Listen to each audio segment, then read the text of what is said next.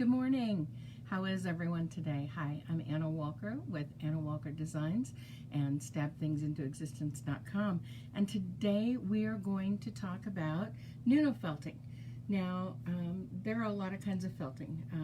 There's dry felting or needle felting, and then there's wet felting, and underneath wet felting are a number of different categories, and Nuno Felting is one of those categories.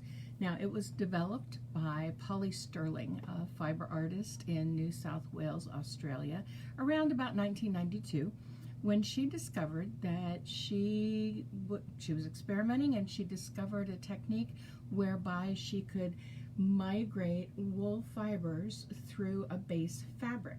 And generally speaking, Nuno Felting has been done with silk fabric, but it can be with any kind of open weave garment.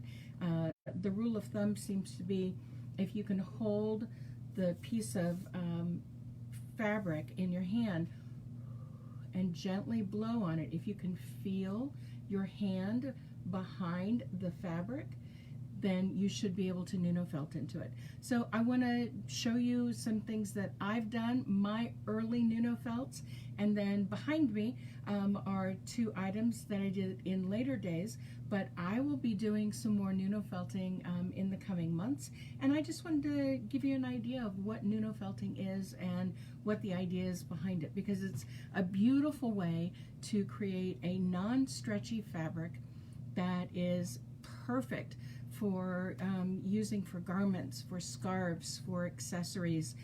So let's get started. I'm going to turn the camera down and we'll start talking. Okay, so what you see before you is my very first Nuno experiment. I was at the Harveyville Project attending felt school, and we jumped into all things felting that weekend. Shannon Ivy? I think that's right. Shannon, I know, is right.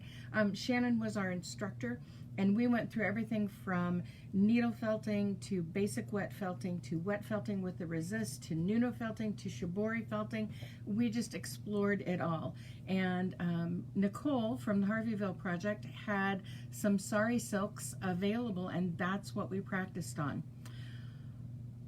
Small point. I would not choose silk as your first fabric to Nuno Felt. You'll get frustrated, and you'll get frustrated greatly. The fabrics that I would choose would be cheesecloth or a cotton gauze.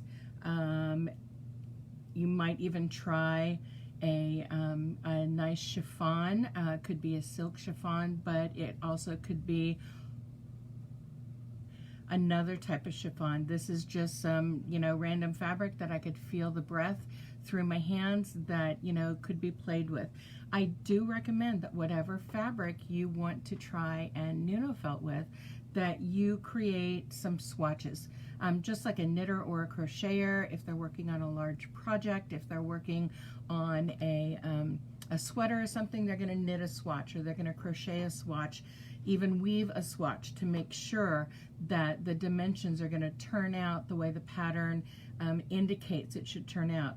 For Nuno Felting, I recommend the swatch just so that you can see how the wool, whether that's sheep wool, alpaca, yak, camel, any wet feltable wool can be used for Nuno Felting. Alpaca and a gauze, oh, that's heavenly. But I suggest that whatever fabric that you're going to try to Nuno Felt with, before you get into a big project, start with a small piece and work the Nuno Felting and see how the fabric is going to react to the felting process. This is my first experiment, as I said, that I made at felt school.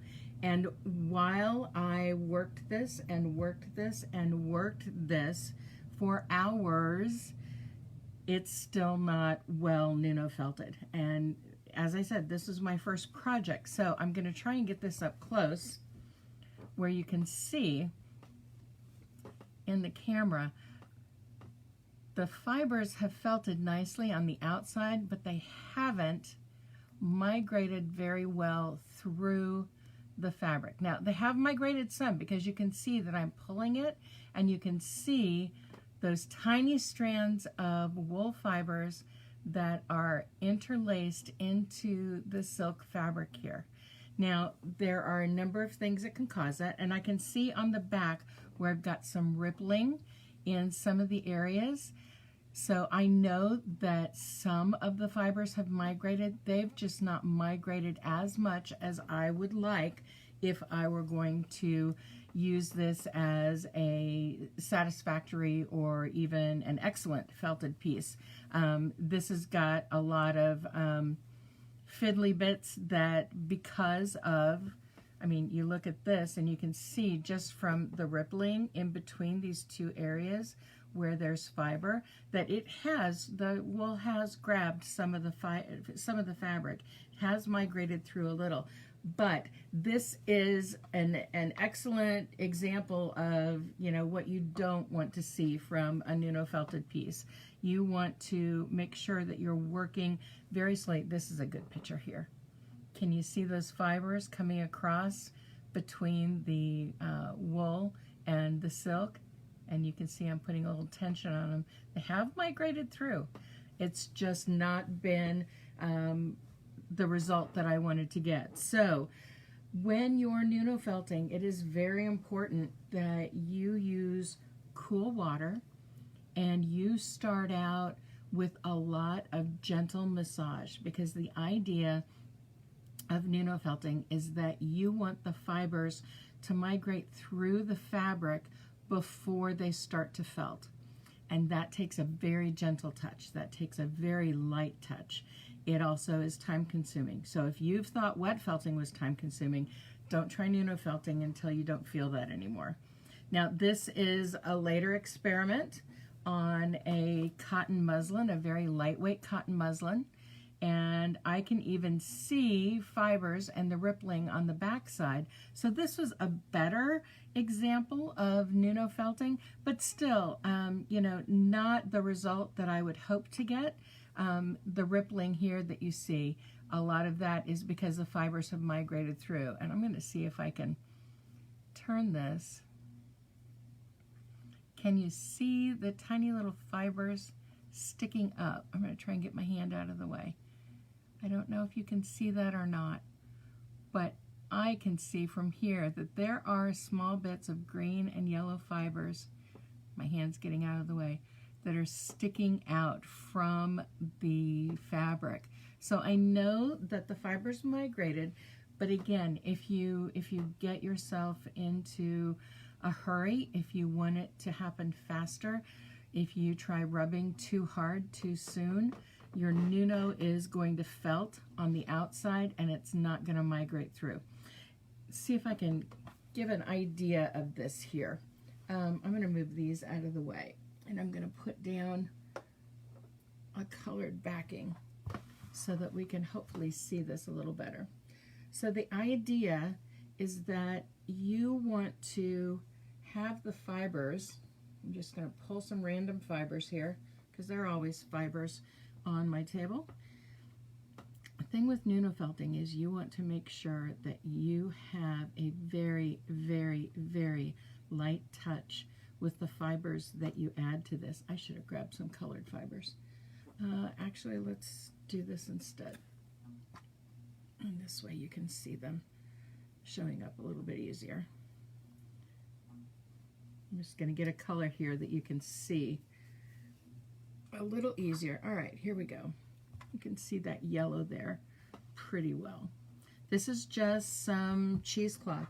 It's a higher grade of cheesecloth, so it's got a more solid and substantial weave to it, but it's still a very open weave. So when you're Nuno Felting, it's all about doing an extremely light application of the fibers, opening them up so that they're going to have an opportunity, and you could even, you know, take and just lay down tiny, tiny, tiny little bits of the fiber, spread them out so that you've got a very, very light touch on what you're going to see in the end. Now, I've had some comments about how do I make sure that I don't see those raw edges.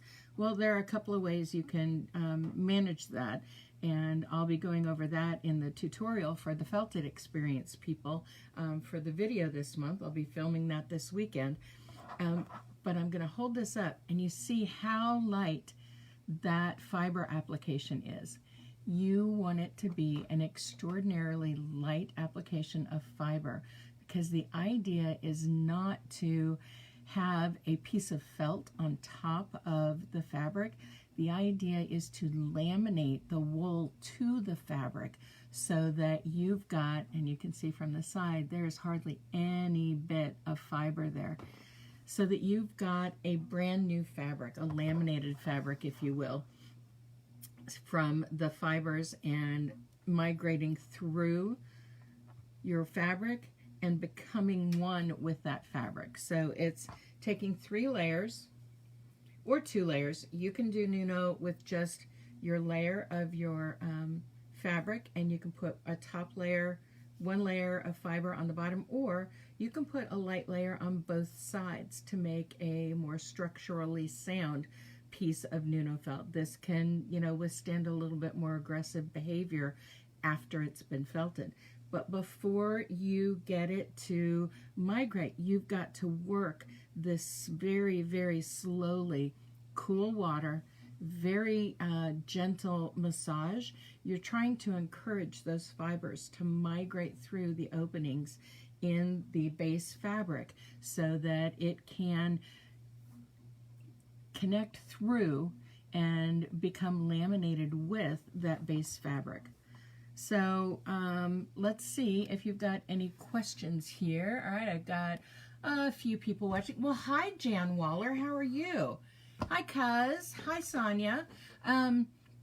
Nuno felting is one of those processes that is absolutely beautiful, because you can get the textures from the fibers grabbing in different ways the base fabric, and they can create some ruching and some ripples that just add a beautiful bit of texture to your finished project. You can also use that fabric, like this one that I showed you earlier, as part of the design.